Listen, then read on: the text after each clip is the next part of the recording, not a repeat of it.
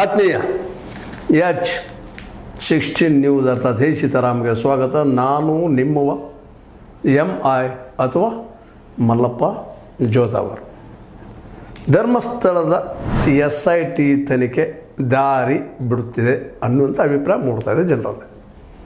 ಯಾಕಂದರೆ ಇತ್ತೀಚೆಗೆ ಕೊಟ್ಟಂಥ ನಮ್ಮ DK ಶಿವಕುಮಾರ್ ಅವ್ರ ಸ್ಟೇಟ್ಮೆಂಟ್ ಆಗಿರ್ಬೋದು, SIT ಬದಲಿಗೆ 164 ಅಡಿಯಲ್ಲಿ ಕೊಟ್ಟಂತಹ ಚಿನ್ನಯ್ಯನ ಸ್ಟೇಟ್ಮೆಂಟ್ಗಳನ್ನು ಬದಿಗಿಸಿರಸೆ ನಂತರ ಈ 4 ಜನರು, ಅದರಲ್ಲೂ ತಿಮರೋಡಿ ಮತ್ತು ಮಟ್ಟಣ್ಣವ್ರ ಮೇಲೆ ಮಾಡಿದಂಥ ದಾಖಲೆ ಅಥವಾ ಒಂದು ಸ್ಟೇಟ್ಮೆಂಟ್ ಕೊಟ್ಟಿದ್ದನ್ನು ಮುಖ್ಯವಾಗಿ ಇಟ್ಕೊಂಡು ಇಲ್ಲಿವರೆಗೆ ಇಲ್ಲಿ ಹೋರಾಟ ಮಾಡಿದಂಥ ಅನೇಕ ಈ ಜನರಿಗೆ, ಅದರಲ್ಲೂ ಮುಖ್ಯವಾಗಿ ಈ 4 ಜನ ಇವರೇ ಈ ಕೇಸನ್ನು ತಮಗೆ ಬೇಕಾದಂಗೆ ಹೇಳ್ತಾ ಇದ್ದಾರೆ, ಸುಳ್ಳು ಹೇಳ್ತಾ ಇದ್ದಾರಾ, ಇಲ್ಲಿ ದೊಡ್ಡವರ ವಿರೋಧವಾಗಿ ಷಡ್ಯಂತ್ರ ಮಾಡ್ತಾ ಇದ್ದಾರೆ ಅನ್ನುವಂಥ ಒಂದು ನೆಲೆಯಲ್ಲಿ.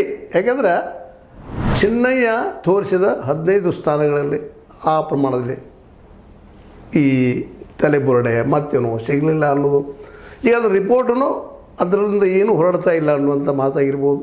ಅಂದ್ರೆ ಒಟ್ಟಾರೆಯಾಗಿ ಸರ್ಕಾರಿ, ಅದರಲ್ಲೂ SIT ಪರ ಇದ್ದಂಥ ವಕೀಲ, ಇನ್ನೊಬ್ಬರು ವಕೀಲ ನೀನು ಹೈಕೋರ್ಟ್ನಲ್ಲಿ ವಾದ ಮಾಡಿದ್ದನ್ನು ಸೂಕ್ಷ್ಮವಾಗಿ ಗಮನಿಸಿದರೆ ಈ 4 ಜನರನ್ನು ಟಾರ್ಗೆಟ್ ಮಾಡ್ತಾ ಇದ್ದಾರೆ SIT ಅವರು.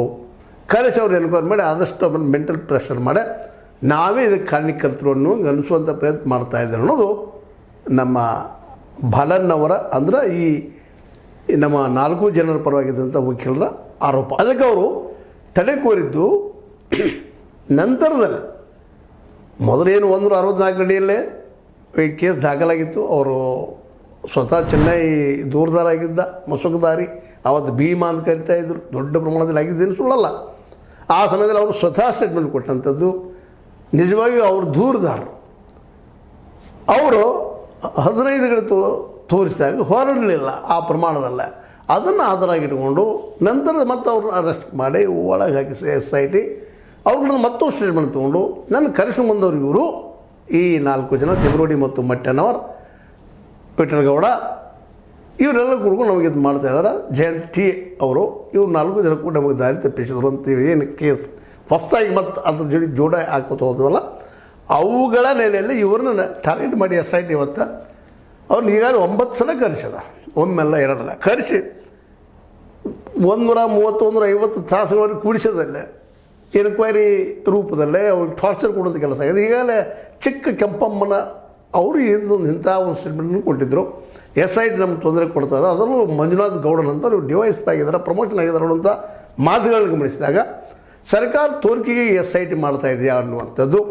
ಅದರಲ್ಲೂ ಷಡ್ಯಂತ್ರ ಅಂತ ಆರಂಭದಲ್ಲಿ ಮಾತಾಡಿದಂಥ ನಮ್ಮ DKC ಅವರು ಈಗಲೂ ಸಹ ಅದೇ ನೆಲೆಯಲ್ಲಿ ಅವ್ರ ವಿಚಾರಗಳಿದ್ದಾವೆ. ಭಾಳ ದೊಡ್ಡ ಮನೆತನ, ತಪ್ಪು ಮಾಡಿದವರು ಅನ್ನೋ ಹೋಗಿದ್ದಾರೆ. ಇರಲಿ, ತಪ್ಪಲ್ಲ ಅವ್ರ ಅಭಿಪ್ರಾಯ.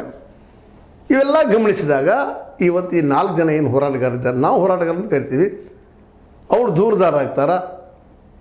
ಮಾತ್ರ ಆ್ಯಕ್ಚುಲಿ ಇದು 164 ಅಡಿ ಸುಳ್ಳೋದು. ಚೆನ್ನೈ ಮೊದಲು ದೂರದಾರ, ಆದರೆ ಅವ್ರು ಕಳಿಸಿದ್ರು ಅಂತ ಇದನ್ನು ಆರೋಪ ಮಾಡ್ತಾರೆ. ಇರ್ಬೋದು, ಇಲ್ಲ ಅಂತ ಹೇಳಲಿಕ್ಕೆ ಹೋಗೋದಿಲ್ಲ. ಆದರೆ ಅದಕ್ಕೆ ಪೂರ್ವದಲ್ಲಿ ಅವರು ನಮ್ಮ ತಿಮರೋಡಿ ಅವ್ರ ಮನೆಯಲ್ಲೇ ನೇರಾನೇರವಾಗಿದೆ ಚೆನ್ನೈ ಆರೋಪ ಮಾಡ್ತಾ ಇದ್ದಾರೆ ಹೆಗ್ಗಡೆ ಅವ್ರ ಮೇಲೆ, ಅವ್ರು ಹೆಗ್ಗಡೆ ಮಿಂಟದ ಮೇಲೆ ಜೌಜನ್ ಕೇಸ್ ನಿಂತಿವ್ರು ಇದ್ರ ಬಗ್ಗೆ. ಅದನ್ನು ಕುಸುಮಾವತಿ ಮತ್ತೆ ಪ್ರಶ್ನೆ ಮಾಡ್ತಾರೆ. ಕುಸುಮಾವತಿ ಅವ್ರು ಸಹಿತ ಇವತ್ತು ಟಾರ್ಗೆಟ್ ಆಗ್ತಾ ಇದ್ದಾರೆ ಈ SITಗೆ. ಯಾವ ಪೊಲೀಸ್ ಬೆಳ್ತಂಗಡಿ ಎಲ್ಲಿದ್ದ ಪೊಲೀಸ್ ಠಾಣೆ ಕೆಲಸ ಮಾಡ್ತಾಯಿತ್ತು, ಅದು ಇವತ್ತು SIT ಮಾಡ್ತಾ ಇದೆಯಾ ಅನ್ನೋಂಥ ಪ್ರಶ್ನೆ ಇವತ್ತು ಜನರ ಮುಂದೆ ಬಂದಿಲ್ತಾ ಇದೆ. SIT ಈ ತನಿಖೆಯ ದಿಶೆಯನ್ನು ಬದಲು ಮಾಡ್ತಾ ಇದೆಯಾ, ಬೇರೆ ಕಡೆ ಒಯ್ತಾ ಇದೆಯಾ ಅನ್ನುವಂಥ ಅವ್ರ ವಾದ ಅಲ್ಲಿ ನಡೆದಂಥದ್ದು. ಮತ್ತು ಈಗ ಅಲ್ಪವಿರಾಮ ಸಿಕ್ಕಲ್ಲ, ನವಂಬರ್ 12ರವರೆಗೆ ಈ SIT ತಡೆ ಮಾಡಬೇಕು, 4 ಜನ ಖರ್ಚು ಕೊಡೋದು, ಬೆದರಿಸ್ಕೊಡೋದು ಅನ್ನೋಂಥ ಮಾತದ ತಾತ್ಕಾಲಿಕ. ಮುಂದೆ ಏನಾಗ್ತದೆ ಗೊತ್ತಿಲ್ಲ. ಆದರೆ SIT ವಾದ ಏನಪ್ಪ ಅಂತಂದ್ರೆ, ನಾವು ಅವಾಗ ಇವ್ರ ಪರವಾಗಿ ಮಾಡಿದಾಗ ನಾವು ಒಳ್ಳೆಯವರು, ಈಗ ನಾವು ಅವರು ಚೆನ್ನೈ ನೆಲೆಗಡನಲ್ಲಿ ಇವ್ರನ್ನ ಎನ್ಕ್ವೈರಿ ಮಾಡಿ ಅದು ತಪ್ಪು. ಹೌದು, ಇವರು ಆರೋಪ ಮಾಡಿದಾರಲ್ಲ, ಅವ್ರನ್ನ ತಂದು ಎಷ್ಟು ನೀವು ಇವತ್ತು ಎನ್ಕ್ವೈರಿ ಮಾಡಿದ್ರಿ ಅನ್ನೋದು ಇವ್ರ ಪ್ರಶ್ನೆ, ಈ 4 ಜನರ ಪ್ರಶ್ನೆ, ಜೊತೆಗೆ ಬಾಲನ್ ಅವರ ಪ್ರಶ್ನೆ.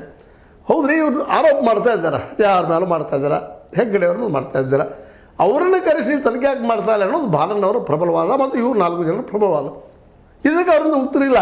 ಸ್ವತಂತ್ರವಾದ ಮೀಡಿಯಾಗೆ ಬೇಕಾಗಿರುವುದು ಸ್ವತಂತ್ರ ಧ್ವನಿ. ಆ ಸ್ವತಂತ್ರ ಧ್ವನಿ ಉಳಿಸಲು ನೀವು ಮಾಡಬೇಕಾದದ್ದು ಇಷ್ಟೇ. ಅದೇನಪ್ಪಾ ಅಂತಂತಂದ್ರೆ ನಿಮ್ಮ ಕೈಲಾದಷ್ಟು ಸಹಾಯ ಈ ಚಾನಲ್ಗೆ ಮಾಡಿ ಹಾಗೂ ನಿಮ್ಮ ಧ್ವನಿಯನ್ನು ಕಾಪಾಡಿಕೊಳ್ಳಿ. ದೂರದಾರನ ಮತ್ತೆ ಪ್ರಶ್ನೆ ಮಾಡೋದು ಇಲ್ಲ. ದೂರದಾರ ಅಂತ 3 ತಾಸು ಚೆನ್ನಯ್ಯ ಅವನು ತನ್ನ ಸ್ಟೇಟ್ಮೆಂಟ್ ಬದಲು ಮಾಡಿದ. ಯಾಕೆ ಬದಲು ಮಾಡಿದ ಇವತ್ತಿಗೆ ಗೊತ್ತಾಗ್ತಾ ಇಲ್ಲ.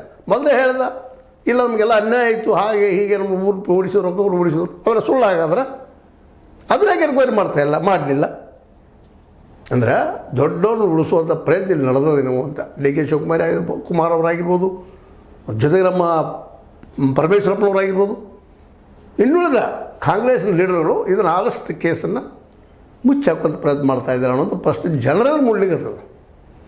ಬಾಲಣ್ಣವರ ವಾದವನ್ನು ಕೇಳಿದಾಗ ಅವರು ವಿವರಿಸಿದಾಗ ಇತ್ತೀಚೆಗೆ ಒಂದು ಖಾಸಗಿ ವಾಹಿನಿ ಕೊಟ್ಟಂಥ ಇಂಟರ್ವ್ಯೂದಲ್ಲಿ ಅವರು ಹೇಳ್ತಾ ಇದ್ದಾರೆ, ಇಲ್ಲ ನಾವು ನಮ್ಮ ಏನು ಚಿನ್ನಯ್ಯ ಏನು ಕೇಸ್ ಆಗಿತ್ತು ಆ ಕೇಸ್ ಸ್ಕ್ವ್ಯಾಶ್ ಮಾಡಂತ ಹೇಳಿಲ್ಲ.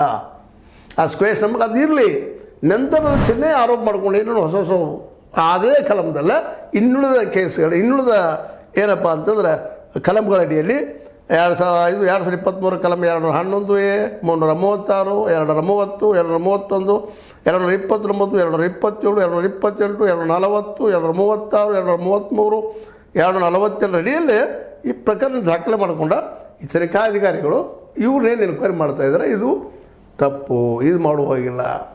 ಯಾಕೆ ಮಾಡುವಾಗಿಲ್ಲ ಅಂದರೆ ಇವತ್ತು ಡಾಕ್ಯುಮೆಂಟ್ ಸಿಕ್ಕಿಲ್ಲ, ಆಯ್ತು ಅಡ್ಡಿಲ್ಲ ಮಾಡಿರಿ. ಆದರೆ ಇವರು ಆರೋಪ ಮಾಡುವ ಹೆಗ್ಗಡೆಯವರನ್ನು ಯಾಕೆ ತನಿಖೆ ಮಾಡ್ತಾಯಿಲ್ಲ ಇವರು ಪ್ರಶ್ನೆ ಮಾಡ್ತಾಯಿದ್ದಾರೆ. ಅಂದ್ರೆ SIT ಇಲ್ಲಿವರೆಗೆ ಮಾಡಿದ ತನಿಖೆ, ಅದಕ್ಕಾಗಿ ಅವ್ರು ಈಗಾಗಲೇ ಹೆಗ್ಗಡೆಯವ್ರು ಮಾತಾಡಿದ್ದಕ್ಕೂ ಇವತ್ತು ಠಾಲಿ ಆಗ್ತಾಯಿದೆ. ನಾನು ಸ್ವಚ್ಛ ಆದನಪ್ಪ ಈ ತನಿಖೆ ನೇಮಿಸಿದ್ದಕ್ಕಾಗಿಲ್ಲ, ಥ್ಯಾಂಕ್ಸ್ ಅಂತ ಸರ್ಕಾರಕ್ಕೆ ಥ್ಯಾಂಕ್ ಹೇಳಿದ್ದನ್ನು ಗಮನಿಸಿದ್ರೆ ಈ ಸರ್ಕಾರ ಸಹಿತದಲ್ಲಿ ಕೂಡಿತಾ. ಹಾಗಾದರೆ ಇಲ್ಲೇ ಅನ್ಯಾಯಕ್ಕೊಳಗಾದವ್ರಿಗೆ ನ್ಯಾಯ ಸಿಗುವಂಥ ಸಾಧ್ಯ ಇಲ್ವಾ? BJPನೂ ಅದೇ, ಕಾಂಗ್ರೆಸ್ನೂ ಅದೇ, JDS ಅದೇ ಅಂದಾಗ ಅಲ್ಲಿ ಆದಂಥ ಅನ್ಯಾಯಗಳಂತ ಅನೇಕ ಜನ ಸತ್ತಿದ್ದಾರೆ, ಅನೇಕ ಜನ ತಮ್ಮ ಜೀವ ಕಳ್ಕೊಂಡಿದ್ದಾರೆ. ಅವ್ರನ್ನ ಈಗ C ರಿಪೋರ್ಟು B ರಿಪೋರ್ಟ್ ಮಾಡಿ ಉಗಿದ್ಬಿಟ್ಟಿದ್ದಾರೆ ಪೊಲೀಸ್ನವರು. ಅಂದರೆ ಪೊಲೀಸ್ನವ್ರು ಹೇಳಿದ್ದು ಸತ್ಯ, ಉಳಿದವ್ರು ಸುಳ್ಳ. ಇದು ಪೊಲೀಸ್ ರಾಜ್ಯನ? ಪೊಲೀಸ್ ರಾಜ್ಯ ತಿಂತವ್ರು ಯಾರು? ಈ ರಾಜಕಾರಣಿಗಳು ತಮ್ಮ ರಾಜಕೀಯ ಲಾಭಕ್ಕೆ ಇದೆಲ್ಲ ಮಾಡ್ತಾ ಇದ್ದಾರೆ ಅನ್ನೋಂಥ ಪ್ರಶ್ನೆ ಜನಸಾಮಾನ್ಯರಲ್ಲಿ ಮೂಡಲಿಕ್ಕೆ ಶುರುವಾಗ್ಯದ. ಈಗ ಅಲ್ಲಿ ಪ್ರಶ್ನೆ ಮಾಡ್ತಾ ಇದ್ದಾರೆ, ಇಡೀ ನಾಡಿನ ತುಂಬ ಹಬ್ತಾ ಇದೆ. ಈ ದಿಸೆಯಲ್ಲಿ ಕೇವಲ ತಮ್ಮ ಕುರ್ಚಿಗಾಗಿ ಬಿಡೋರಂಥ ಸಿದ್ದರಾಮಯ್ಯನವರು ಅವರು ಸಹಿತ ಸೋತ್ರ ಈ ತನಿಖೆ ಮಾಡಿಸುವಲ್ಲ. ಯಾಕಂದರೆ ಈಗಾಗಲೇ ಹಿಂದಿನ ಕೆಲವೊಂದು ಅವ್ರ ಬಗ್ಗೆ ವರದಿಗಳು ಬಂದಾಗ ಅದರಲ್ಲೂ ಗೌರಿ ಲಂಕೇಶ್ ತನಿಖೆಯನ್ನು ಮೂಲೆ ಗುಂಪು ಮಾಡಿದ್ದನ್ನು ಸಹಜವಾಗಿ ನೋಡಿದಾಗ ಇತ್ತೀಚೆಗೆ ಅವ್ರು ಬಂದ ನಂತರ ಆಗಬೇಕಾಯ್ತು, ಇಷ್ಟೋ ತನಿಖೆಯಾಗಿ ತಪ್ಪಿಸರು ಯಾರು ಗುರ್ತಾಡಿಬೇಕಾಯ್ತು, ಅದನ್ನು ನೋಡ್ತಾ ಇಲ್ಲ ಸಿದ್ದರಾಮಯ್ಯನವರು. ಅಂದರೆ ಹಳೆಯ ಸಮಾಜವಾದಿ ಸಿದ್ದರಾಮಯ್ಯವರಲ್ಲ ಅನ್ನೋಂಥ ಪ್ರಶ್ನೆ ಇವತ್ತು ಹೇಳ್ತಾ ಇದೆ. ಒಟ್ಟಾರೆಯಾಗಿ ಸರ್ಕಾರದ ಕಡೆಗೆ ಒಂದು ಪ್ರಶ್ನಾರ್ಥಕವಾಗಿ ನೋಡುವಂಥ ಒಂದು ಹೊಸ ವಾತಾವರಣ ನಿರ್ಮಾಣ ಆಗಿದೆ. ಯಾಕೆಂದರೆ ಯಾರು ದೂರದಾರಿದ್ರು 3 ತಾಸು ಚೆನ್ನೈ ಬದಲಾದ, ರೊಕ್ಕಕ್ಕೆ ಬದಲಾದ್ನೋ, ಬೆದರಿಕೆಗೆ ಬದಲಾದ್ನೋ, ಜೀವ ಬೆದರಿಕೆ ಬದಲಾದ್ನೋ, ಅದನ್ನು ಐಡೆಂಟಿಫಿಕೇಷನ್ ಮಾಡಬೇಕಲ್ಲ. ಯಾಕೆ ಬದಲಾದಪ್ಪ ಅವನು? ಮಂಜುನಾಥ್ ಗೌಡ ಅವನ ಜೊತೆಗಿದ್ದ, ಅವ್ನು ನೀವು ಟ್ರಾನ್ಸ್ಫರ್ ಮಾಡಿದ್ರಿ ಇದು ನಮ್ಮ SITಯಿಂದ ಭಾಳ ಒಳ್ಳೇದಾಯ್ತು, ನಾವೆಲ್ಲ ನಮ್ಮಂಥವ್ರೆಲ್ಲ ಮಾತಾಡಿದರು. ಅದು ಡಿವೈಸ್ ಬೈ ಪ್ರಮೋಷನ್ ಅದ. ಯಾವ ತಪ್ಪಿತಸ್ತು ಮಾಡ್ತಾಯಿದ್ದಾನೆ, ಯಾವ ದಿಶಾಬುಲ್ ಮಾಡ್ತಾಯಿದ್ದಾನೆ ತನಿಖೆಯನ್ನು, ಅವ್ರಿಗೆ ಇಲ್ಲಿ ಪ್ರಮೋಷನ್ ಆಗ್ತದೆ. ಯಾರು ಸತ್ಯವನ್ನು ಹೇಳ್ತಾ ಇದ್ದಾರೆ ಇವತ್ತು ಅವರೇ ಆಗುವಂಥ ಸ್ಥಾನಕ್ಕೆ ಬಂದು ನಿಲ್ತಾ ಇದ್ದಾರೆ. ಇವತ್ತು ತಿಮ್ಮರೋಡಿಯವರು, ಮಟ್ಟನವರು, ಜೊತೆಗೆ ನಮ್ಮ ಜಯಂತ್ T ಅವರು, ವಿಠ್ಠಲಗೌಡರು, ಇವತ್ತು ಆರೋಪಿಗಳು, ಅಪರಾಧಿಗಳು ಆಗ್ಬೋದಾ? ಆಗ್ತಾರೆ. ಈಗಾಗಲೇ ನೀವು ನಮ್ಮ ಕೃಷ್ಣ, ನಿಮ್ಗೆ ಗೊತ್ತದ, ಸ್ನೇಹಮಯಿ ಕೃಷ್ಣ, ವಿಠ್ಠಲಗೌಡ ಮೇಲೆ ಆರೋಪ ಮಾಡ್ತಾಯಿದ್ದಾರೆ, ಅವನೇ ರೇಪ್ ಮಾಡಿ ಕೊಂದಿದ್ದು ಅನ್ನೋಂಗೆ ಆರೋಪ ಮಾಡ್ತಾಯಿದ್ದಾರೆ. ಇವೆಲ್ಲರೂ ಒಂದು ಹೊಸ ದ್ವೀಪವನ್ನು ರಚನೆ ಮಾಡ್ತಾಯಿದ್ದಾರೆ. ಬಟ್ ನಿಜವಾಗಿ ಇವರು ಅಪರಾಧಿಗಳ ಅನ್ನೋದನ್ನು ಯಾರು ಕಂಡುಹಿಡಿಬೇಕು ರೀ? ಯಾರ ಮೇಲೆ ಇಲ್ಲಿವರೆಗೆ ಎಲ್ಲ ಜನ ವಿಶ್ವಾಸ ಇಟ್ಟರು? SIT ಎಲ್ಲಪ್ಪ ಸರಿಯಾದ ದಿಕ್ಕಿನಲ್ಲಿ ಹೋಗ್ತಾಯಿದೆ. ಹಾಗಾದರೆ ಇಲ್ಲಿವರೆಗೆ 477 ಶವಗಳು ಏನಪ್ಪ ಅಂದರೆ ಇಲ್ಲಿ ಕಾಣೆ ಆದಿದ್ದು ಆಗಿರ್ಬೋದು, ನಾಪತ್ತೆ ಆಗಿರೋರಾಗಿರ್ಬೋದು, ಇತರ ಶವಗಳಾಗಿರ್ಬೋದು, ಇವೆಲ್ಲ ಸುಳ್ಳ ದಾಖಲೆ ಬಂದುಗಳು ಟ್ಯಾಲಿ ಆಗ್ತಾಯಿಲ್ಲ. ಸತ್ಯ ಹೊರಗೆ ಬರ್ತಾಯಿಲ್ಲ ಅವ್ರು ಯಾರು ಅಂತೇಳಿ. ಒಂದೇ ದಿನದಲ್ಲಿ 75-71 ಜನರನ್ನು ಬೇರೆ ಬೇರೆ ದಿನಗಳಲ್ಲಿ ಒಂದೇ ದಿನದಲ್ಲಿ ಅವರನ್ನು ಡೆಫನ್ ಮಾಡಿದ್ದು ಸುಳ್ಳ. KS ಹೆಗಡೆ ದವಾಖಾನೆ ಖಾಸಗಿಯಲ್ಲಿ ಯಾಕೆ ಅದು ಮಾಡಿಸಿದ್ದಕ್ಕೆ ತಪ್ಪ? ಸರ್ಕಾರಿ ದವಾಖಾನೆಯಲ್ಲಿ ಯಾಕೆ ಅವರೆಲ್ಲ ಇದಾಗಲಿಲ್ಲ, ಪೋಸ್ಟ್ ಮಾರ್ಟಮ್ ಆಗಲಿಲ್ಲ ಅನ್ನುವಂಥದ್ದು ಪ್ರಶ್ನೆ ಮಾಡಿದ ತಪ್ಪ? ಇದೆಲ್ಲ ಗಮನಿಸಿದಾಗ SIT ಕೂಡ ಅದು ಈ ಪ್ರಕರಣಗಳನ್ನೆಲ್ಲ ಒಂದು ಹಳ್ಳ ಹಿಡಿಸೋ ಕೆಲಸ ಮಾಡ್ತಾಯಿದೆಯಾ? ಕೋರ್ಟ್ ಏನಾದರೂ ತನ್ನ ಮುಂದೆ ಸಾಕ್ಷಿ ಇದೆ, ಅದ್ರ ಮೇಲೆ ಉತ್ತರ ಕೊಡಬೇಕಾಗ್ತದೆ, ನಿರ್ಣಯ ತೊಗೊಳ್ಬೇಕಾಗ್ತದೆ.